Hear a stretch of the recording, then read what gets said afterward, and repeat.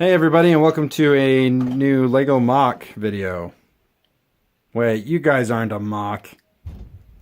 Alright, okay, it's true, they're not. Nope, this is my son Ben and his best friend Perry. Which one is which? Okay, that's Ben. And that's Perry. Perry's our next door neighbor and he's a ton of fun. So they love hanging out in the Lego room, don't you guys? Yeah. Yeah. What's your favorite thing that you like to play with in here? Fastmost TIE Fighter. Oh yeah, that's boss. How about you, Perry? W-wing. What? W-wing. The TIE W? Yeah. Those are some of my favorite mocks right now too. All right. Well, they wanted to hang out, and so they're gonna sit with us while we record our mock video. So, say bye. Bye. Okay. All right, everybody. So now mock time.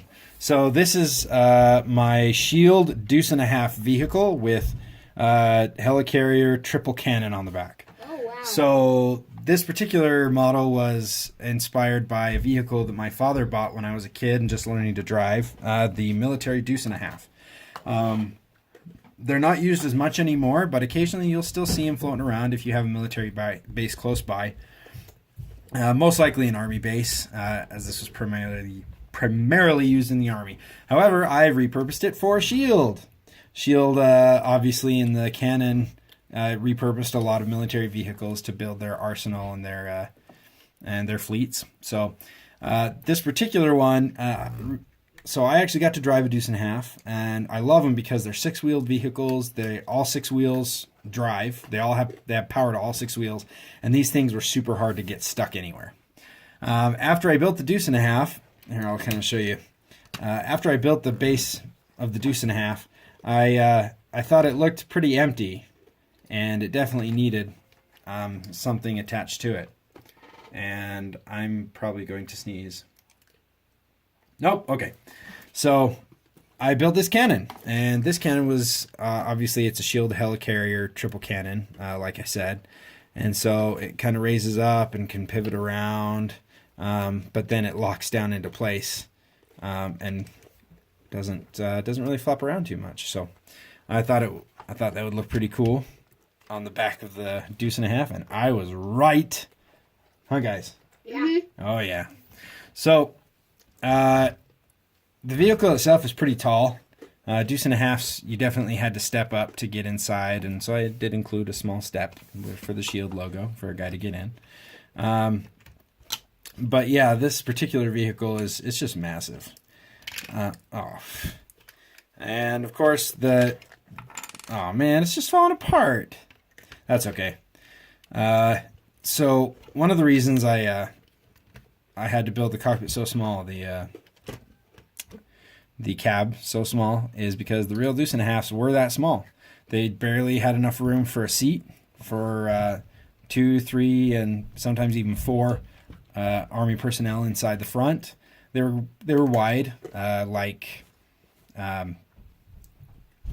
Humvees, and the one that we had actually had a bench seat in the front with 3 seat belts, but you could easily get an adult and 3 little kids next to you. So this is really tall. Obviously, it's not entirely minifig scale, but the machine itself I absolutely adore. Deuce and a halves, they never get stuck. They were like the perfect land machine, you know. I mean, sure, you got tanks and stuff, but as far as hauling stuff, if you could have a truck, you know, if I could buy a truck and have it be one of these, it'd be the last truck I ever had. That's for sure. This is. I mean, these things could haul anything. They could get anywhere. They didn't care what the terrain was, if it was ice and snow, if it was mud. We never did get stuck. We took it all kinds of places, up to different canyons and stuff nearby here in Utah, and man, these things were amazing. So my father ended up passing away a few years ago, but before he did, I actually did build this, and he got to see it, and he thought it was the neatest thing in the world. He absolutely loved the fact that I had been able to make a Deuce and a half in his honor, and he was happy about it, so that made me happy too. So yeah, that's the mock. If you want to see how it was made, or if you want me to take it apart and kind of show you the different different features of it. It doesn't have a lot of play features other than the fact that it's got an open bed. But it does actually have a tread. Ben, do you know where the tread is? You don't know where the tread is? No. Aw, man. Oh, that would have been really cool to be able to show people. So, Oh, right there, at one right there. point, oh, perfect. At one point, I wanted to build it, and I don't know if they actually did this in the military or not, but I wanted it to have treads on it because I thought treads were cool. Mm-hmm. And so I'm going to see if I can show you just how cool the treads really are. So we're going to keep all of the suspension or fake suspension parts and drivetrain. And here we go. We just straight swap the wheels for a track. So the way this worked is I just used some Technic axles along with some medium-sized gears and then a whole bunch of chain. I got an order of a whole bunch of chain a couple years ago, and I was going to build some M1 Abrams tanks, but I ended up not being able to do it because the parts were really hard to source. But I needed something to do with these, so I built that. And of course they don't turn on the ground, but they do turn on the carpet, which is fun. They're not the best looking treads that anybody's ever made or put on these things, but I thought it looked cool. However, being a traditionalist that I am, I decided most of the time I keep just... What are you guys doing over there? I usually just keep the wheels on because that's the traditional look. That's the one I got to drive. Well, thanks very much for checking out this mock video. I kind of get a full 360 view of the Deuce and a half and kind of the fun stuff that we were able to do with it. Even got a little control panel on the cannon so that you can program it to fire or track somebody. And so next time I'm going to be showing you another one of my mocks that went with a very similar theme. So this was built after, this was inspired by Captain America Civil War, which came out, and there was a set that came out that was Avengers Age of Ultron, and it had this little guy in it, this little tank, and I thought, oh, that's a cool tank. I have a vehicle for S.H.I.E.L.D. here, and I decided that it was too small.